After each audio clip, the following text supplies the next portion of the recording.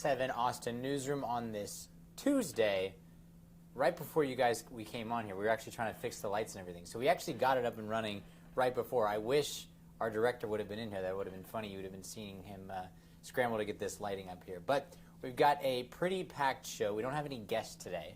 That's because they're out and about. The reporters doing their thing. Jenna King is going to be reporting from Austin Energy. I'll get into that story in just a second. And Marco Bittnell explaining something from TxDOT as well. But I wanted to get into a story to start off the show with something that we've been following since the weekend, since Saturday. This was an incident that happened on Friday night in Georgetown. We were made aware of it the next day, and then Marco was sent out there to figure out exactly what was going on. Initially, we were told this was a fire call that turned into an investigation with 2 men dead, one outside the home, one inside the home at a place in Georgetown. This is the Sun City neighborhood, if you're familiar with that. It's basically a senior living community. Many of the people there are 55 and over. Many people saying it's a quiet neighborhood. It's a neighborhood where people go to retire. So a very strange call that comes in, a very strange incident. And then as the details start to roll in and more is uncovered, we are made aware by the Georgetown Police Department that they believe it's a double homicide. Now, the first victim was a 33-year-old man. The second, a 76-year-old man. We learned that those two were living together at the residence. And then we learned that there's a person of interest, a 28-year-old by the name of Justice Washington, who is believed to have been in an intimate relationship with the younger man who died. That is Blanton. And so, yeah, let me get that. Yeah, Kenneth Clanton, 33-year-old. And then 76-year-old James William Yost, okay? So we learned that this person is detained, taken into custody. He was taken to go get a mental evaluation first, and then he goes into the Williamson County Jail. We then get even more information today because our very own reporter, Rudy Koski, who's primarily our chief political reporter, he went out to that neighborhood today, and boy, did he get a lot of information, and we got even more details into what happened that day. And so I'm going to get into that story now, and you can read this and watch Rudy's full report on our website, fox7austin.com, but we're going to go through this now. So the police are investigating this double homicide. It's in Sun City, okay? Then a person of interest is allegedly involved in an attack at a Georgetown Domino's, the pizza place.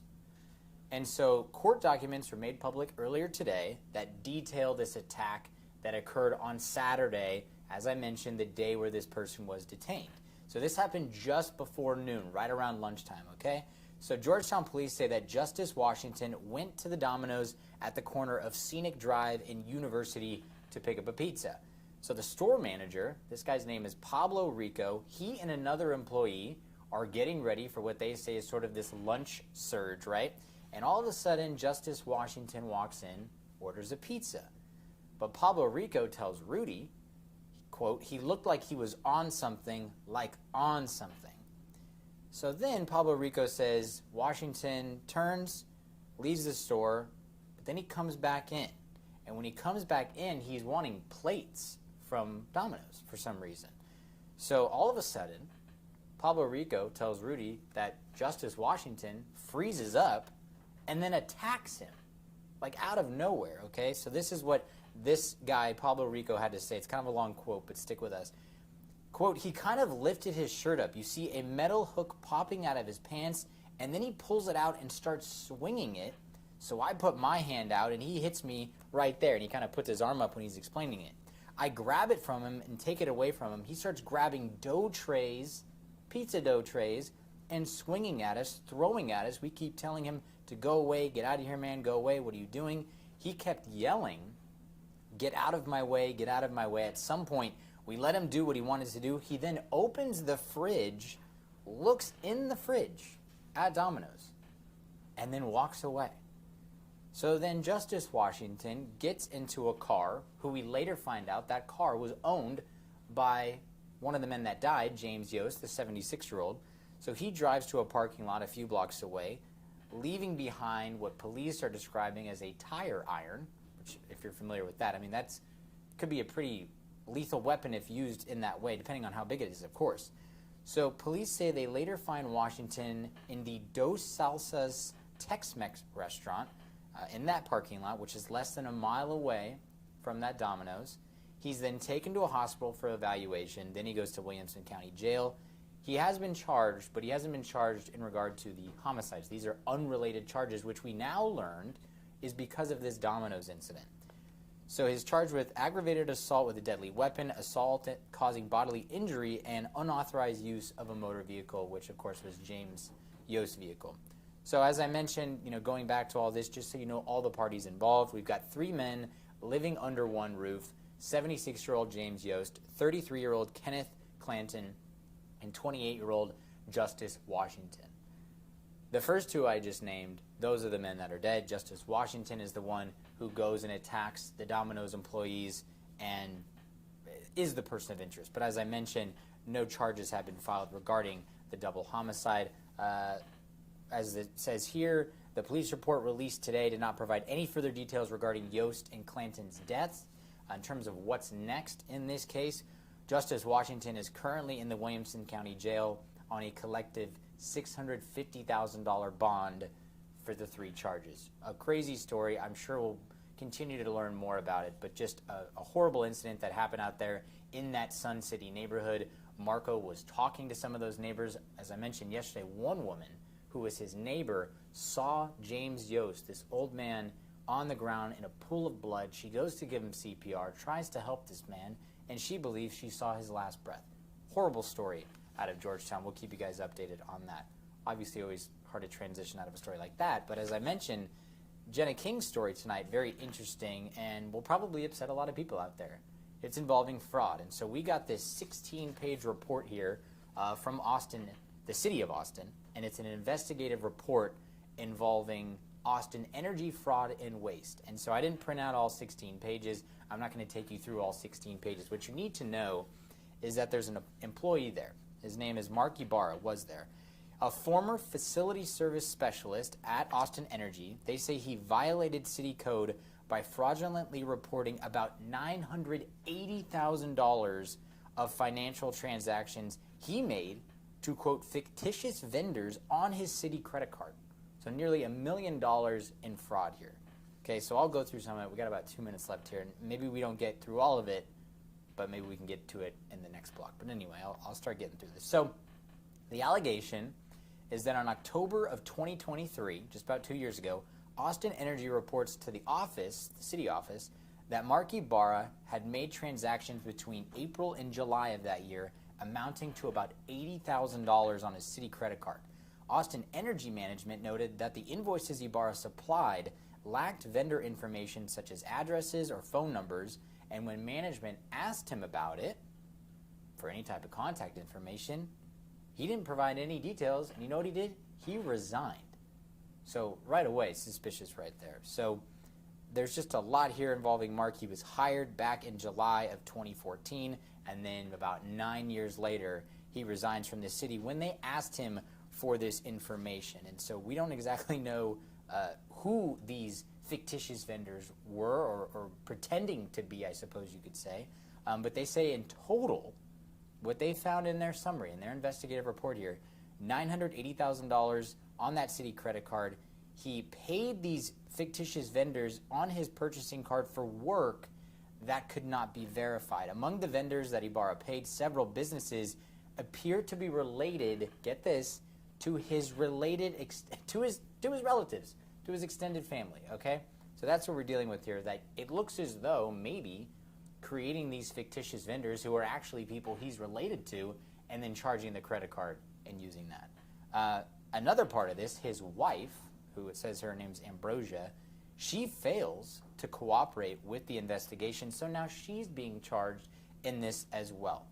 A very strange story. Jenna will explain more of it, obviously, coming up here, but and talk about fraud and waste, and an investigative report here, and it is quite damning against Mark Ibarra. We'll learn more, of course, but it looks like he was continuing to make these transactions for about 6 years and really just taking advantage of that system. So we're going to take a quick break. When we get back, we're going to head back into the political spectrum of things and get back to talking about who you're going to see when you head to the ballots. And we'll talk about the Republican race in terms of the Senate and what we have with John Cornyn and Ken Paxton.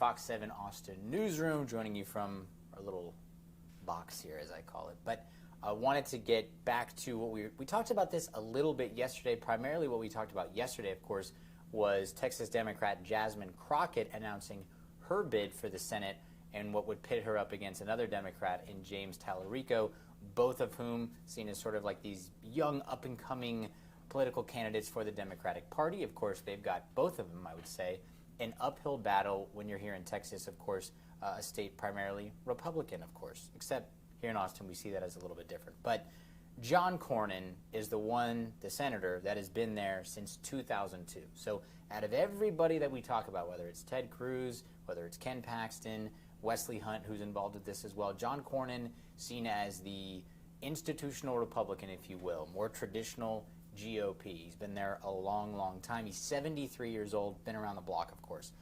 So what you have is him going for that seat again. Was a fifth term, yeah. And so he's trying to go for that seat again. And what we have is a three-way race between John Cornyn, the incumbent, of the Texas Attorney General, Ken Paxton, and Wesley Hunt. And so both Cornyn and Paxton are considered the front runners that we'll talk about.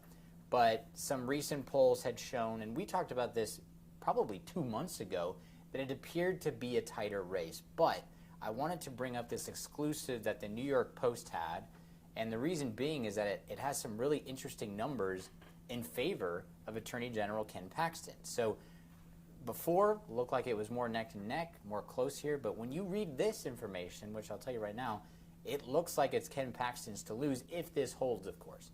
So this is an exclusive that Samuel Chamberlain got here, and they're getting this information from the JL Partners poll, which is exclusively obtained by the New York Post on Friday. So this is just before the weekend, and it's really showing very interesting numbers here. So they say that Ken Paxton is getting the most support, 29% of any named candidate among Republican primary voters, with Cornyn and Wesley Hunt each on 24%. So Cornyn tied with Hunt there.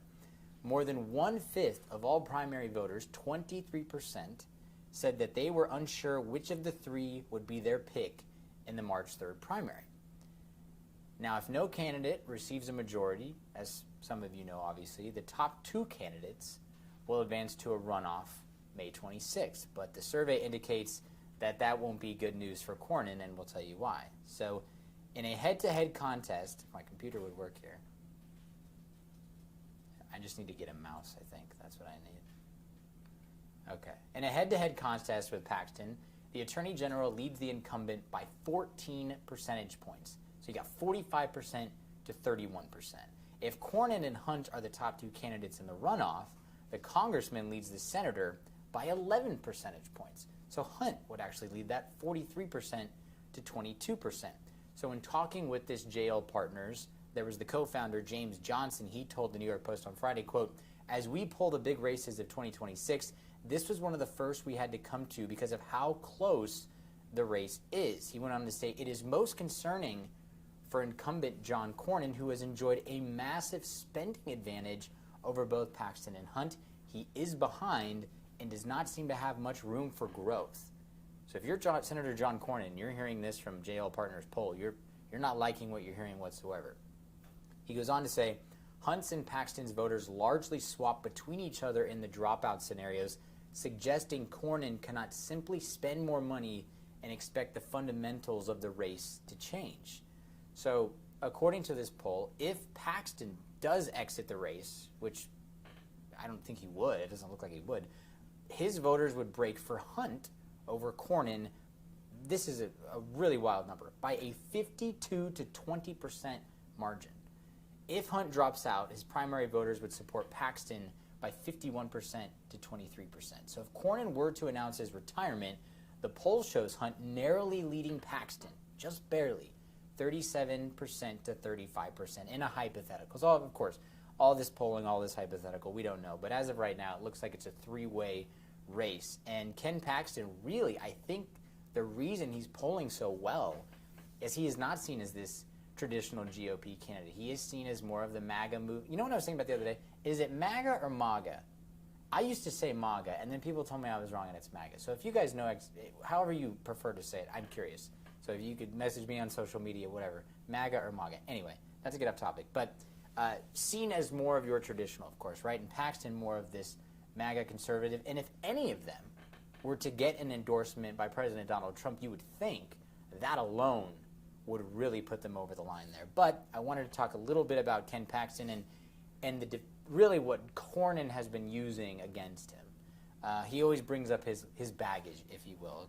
Okay, so he brings up this securities fraud indictments, which happened 10 years ago until now. He was indicted in 2015 on 3 felony security fraud charges. That case dragged on for years, if you're familiar with it, due to venue fights. There was changes in judges. There was pretrial disputes. Those charges were ultimately dismissed, okay, as part of a deferred prosecution agreement in 2023.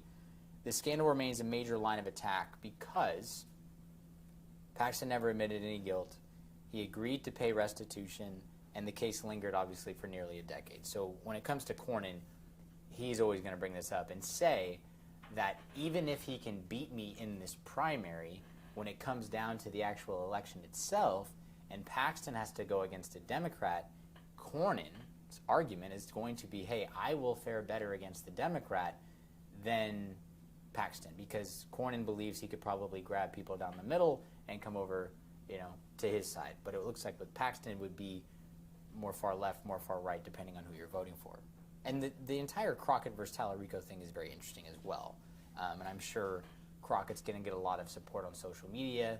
As I was talking about with my executive producer before the show, he said, I think Jasmine Crockett is going to have a great TikTok push on this campaign, which I imagine as well. But it's going to be an interesting situation, and we're going to continue to keep you guys updated on it because it doesn't seem like it's that close, but of course it's right around the corner. So we've got those midterms coming up and then the election about 11 months from now. When we come back, and I don't like to always talk about sports, but it's something I can easily talk about, thankfully. And it's something here in Texas. Football is such a vital part of everything in people's lives, it seems like. But there was a very interesting thing that happened today regarding the University of Utah, out of all colleges, and to many people, signaling perhaps the death of college football, if you will. Whether or not that's true, I don't know. There's been a lot of that talk over the last 5-6 years with this NIL and the transfer portal and what is college athletics, specifically college football anymore. But a really interesting update about a private equity firm getting involved with college athletics. I know that sounds crazy. This is not something we would have thought of 10 years ago. But that's where we're at. We're going to take one final break. When we come back, we'll talk about that.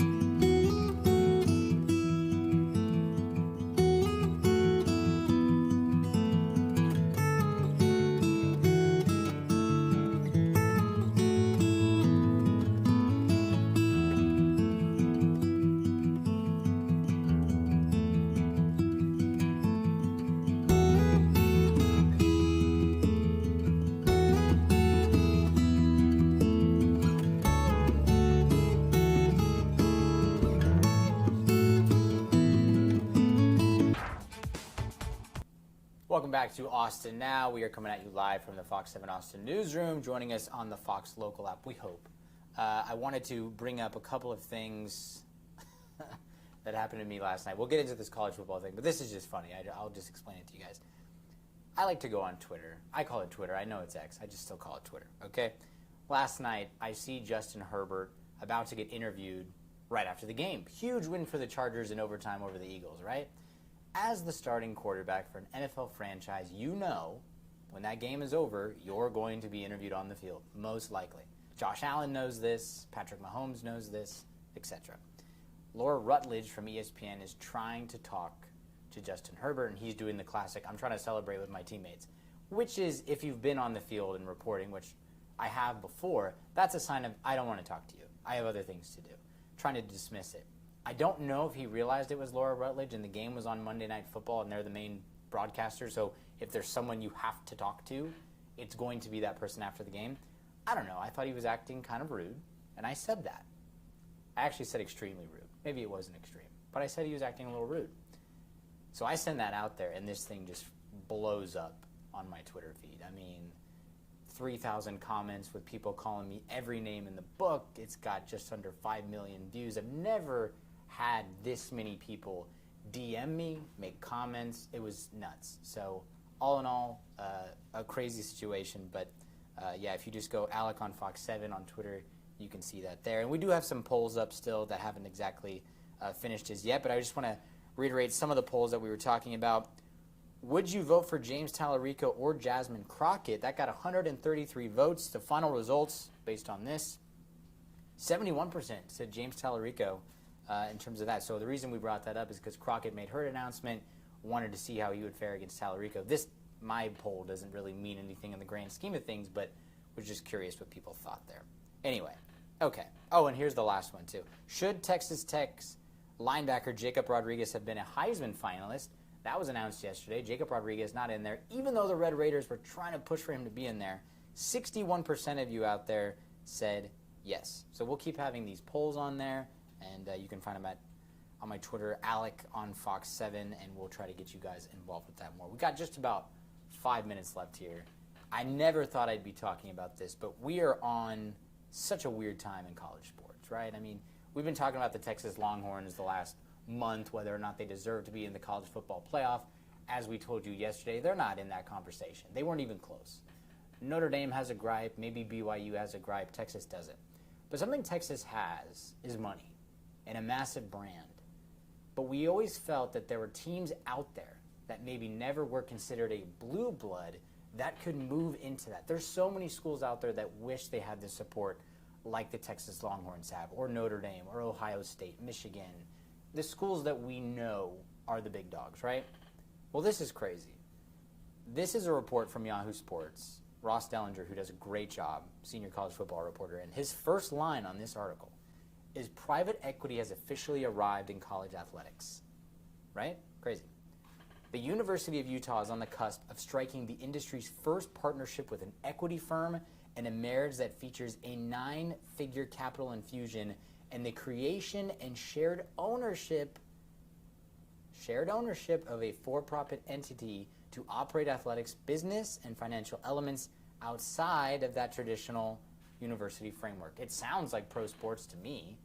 You get these giant private equity people or billionaires to come in, buy a team, and it's all shared revenue. Anyway, this new venture is expected to generate as much or more than $500 million in capital, which obviously is unbelievable for the university. And if they had that kind of money, I mean, I don't know if in the next 3-4 years, a lot of these players out there that are coming out of high school, do they care if you're a blue blood, or do they care if you say, hey man, we'll give you $1 million and you can come here and maybe you don't make it to the pros, but we'll take care of you now. And you're 18, 19 years old, impressionable, maybe you don't come from much, and they're giving you that kind of money. Easy to see why that would be something you'd want to do. If I was 18 years old and I had that opportunity, it would be hard to say no. So this endeavor, if I'm saying this correctly, is with Otro Capital, and they're really at the center of this project, and they say it's about private, independent offshoot of the athletic department. So this would be Utah Brands and Entertainment, LLC, and a first-of-its-kind partnership between a university athletic department and an equity partner. An executive team from Otro Capital combined with athletics department personnel will lead the creation and operation of the new company, which will live within the university's foundation. That